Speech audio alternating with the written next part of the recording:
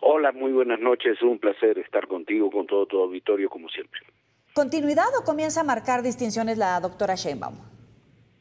Bueno, mira, yo creo que siempre la designación de los secretarios de Defensa, sobre todo y de Marina, implican una definición personalísima de quien sea presidente de la República, presidenta en esta ocasión.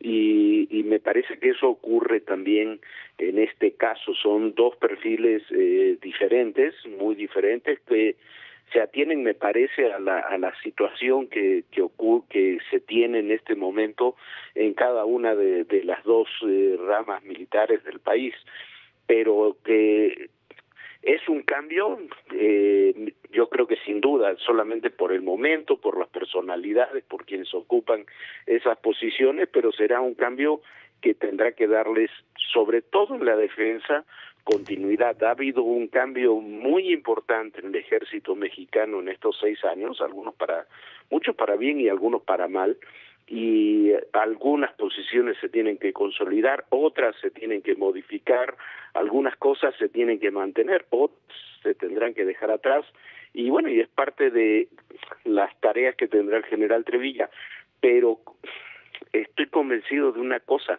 nadie conoce al ejército mexicano, y yo creo que eso es fundamental para su designación, con lo que está ocurriendo en este momento, con lo que puede ocurrir en el futuro, mejor que Trevilla, y por eso me parece que es una parte fundamental de la designación que se hizo el viernes.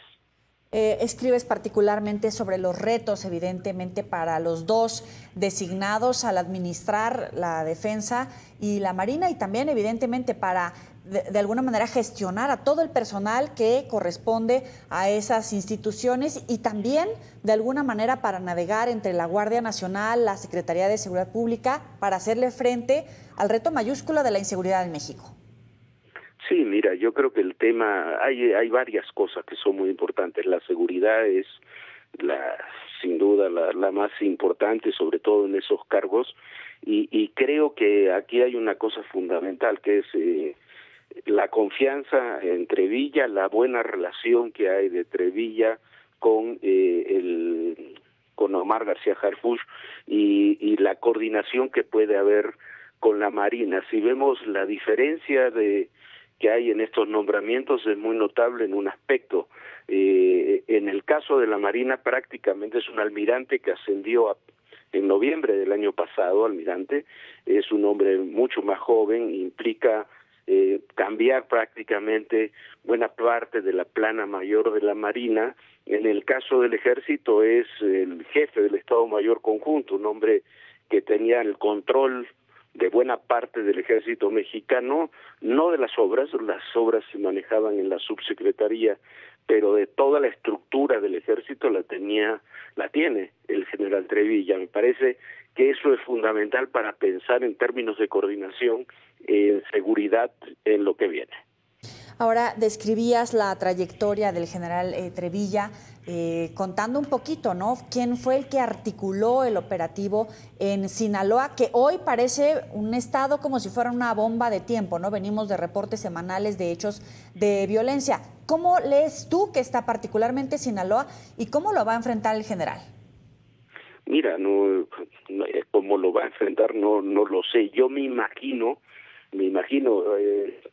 son especulaciones con base en lo que lo conozco hace muchos años, el general Trevilla, y conozco a Omar García Harfuch, sé lo que piensan ambos, y yo me imagino que viene una política, en el mejor sentido de la palabra, de endurecimiento. Yo creo que esto de abrazos será una idea que quedará en el pasado una vez que asuma Claudia Sheinbaum, no porque vaya a haber una política particularmente dura o demás, sino porque va a haber una política mucho más parecida a la que se planteó, por ejemplo, en la Ciudad de México, de golpear insistentemente a los grupos criminales para tratar de desarticularlos. Hay un punto que a mí me parece fundamental: del 1 de octubre al 20 de enero, cuando asuma el próximo presidente o presidenta de los Estados Unidos, sea Trump o Harris, creo que eso es en ese sentido indistinto. Hay una ventana de oportunidad para el próximo gobierno de reconstruir en el ámbito de seguridad las cosas y presentarse con quien sea el próximo presidente con un, vamos a decirlo así, con una baraja nueva. Y yo creo que eso es parte de lo que están pensando.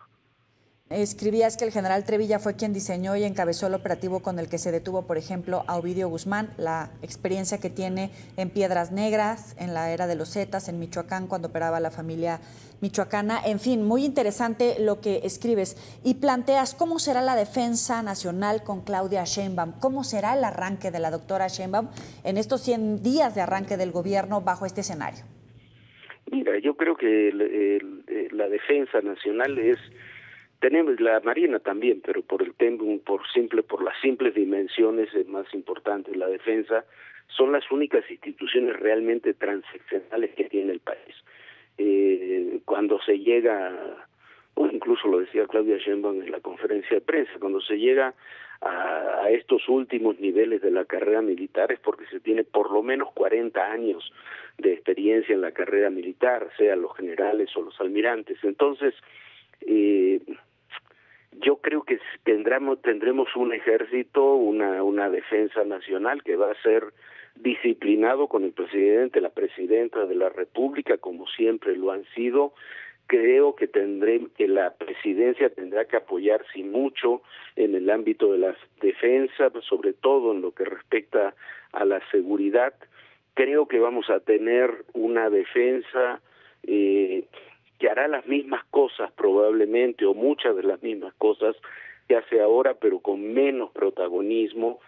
Creo que va a ser difícil que veamos en la mañanera los generales continuamente dando informes de áreas que no tendrían que dar.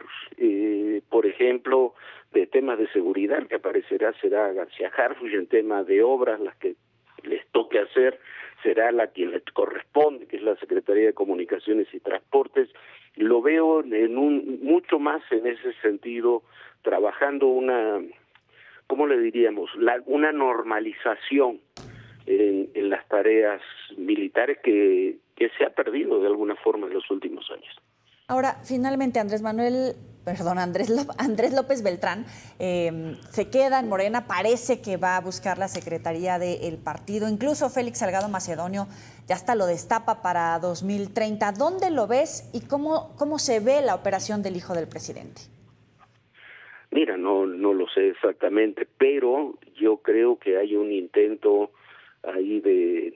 Si vamos a la lógica de sectores duros o de sectores más dogmáticos y demás, la llegada de Luisa María Alcalde, de Andrés López Beltrán, de otros personajes a la dirigencia de Morena, es de alguna forma nuclearlos en ese sentido. Hay cosas que me parecen un despropósito absoluto, como por ejemplo creo que fue Félix el que dice hoy que bueno, que hay que ya pensar en Andrés sí, hijo, para Andy, para 2030, todavía ni comienza el sexenio.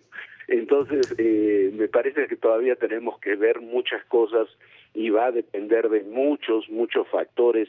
Hacer futurismo en eso me parece absurdo. Que va a terminar en una posición probablemente secretario de organización del partido es una realidad y es una forma de nuclear, me parece, desde el partido a los sectores con los que ha trabado relación desde ahora ya Andrés López Beltrán, ¿no? Para no futurear, en el Senado se viven horas cruciales en este momento. ¿Hacia dónde va México con esta reforma al Poder Judicial? Yo creo que la reforma al Poder Judicial es una reforma profundamente desafortunada que no va a ayudar en nada ni al país, ni a la sociedad, ni a la próxima presidenta. Me parece que es una de esas reformas que van a poner en crisis y van a poner en muchas dificultades al próximo gobierno de una manera inútil, porque no solucionamos ninguno de los problemas que tiene muchos el Poder Judicial, y por el contrario, los agudizamos en muchos ámbitos. Todo indica, no sé, las versiones que tendrían el voto, ya que necesitan la bancada del oficialismo con el de Miguel Ángel Yunes y bueno, habrá que esperar. Mañana seguramente se presenta primera lectura, segunda lectura y discusión en caliente de la reforma. Yo creo que es muy desafortunada, creo que habría que... A mí tampoco me terminó de gustar lo que presentó Norma Piña. Tiene algunos aspectos positivos, otros me parecen un poco ideologizados, y me parece que habría que aterrizar una buena reforma mucho más consensuada y que vaya a los problemas reales que tiene el Poder Judicial, pero bueno, todo indica que no será así, ¿no? Ni de un lado ni del otro. Para concluir, ¿cómo pasará la historia el presidente López Obrador con el poder que tuvo con esta reforma, evidentemente? ¿Y cómo será el arranque de la doctora Sheinbaum? Mira, yo creo, no sé cómo la historia ya juzgará cómo queda el presidente. Yo creo que el presidente será recordado por lo menos en corto plazo y mediano plazo, como un presidente profundamente popular, con una gran aceptación social, eso es indudable, pero que tomó muchas medidas equivocadas en términos de la construcción del Estado mexicano contemporáneo. Pero yo creo que en muchos ámbitos no hemos avanzado, hemos retrocedido. Para la doctora Sheinbaum, yo creo que este tema de la reforma judicial la pone en un problema gratuito y innecesario, que un presidente a 20 días de dejar el poder quiere imponer tal cantidad de reformas constitucionales y mover de la forma en que quieren mover, y el Poder Judicial es una forma de condicionar a sus horas. No veo otra lectura posible. Muchos políticos piensan en su legado, y cuando piensan en su legado se olvidan que ese legado lo dejan para quien gobierne después. Yo lo podría entender si llegara una presidenta, un presidente de la oposición, pero llegando quien él quiso siempre que fuera la candidata, llegando con una mayoría muy amplia en el Congreso, me parece un ejercicio político absurdo y de desgaste. Es una demostración de fuerza, quizás para que sea recordado por eso, y bueno, también viendo hacia el futuro cómo se acomodan las fuerzas, no necesariamente de él, pero sí de sus corrientes más cercanas, ¿no? Jorge Fernández Menéndez, como siempre, qué gusto escucharte y gracias por atender al auditorio de Mega Noticias. No, es un placer, un abrazo para ti y para todo tu auditorio. Muchísimas gracias. Igualmente, muy buena noche. Sabe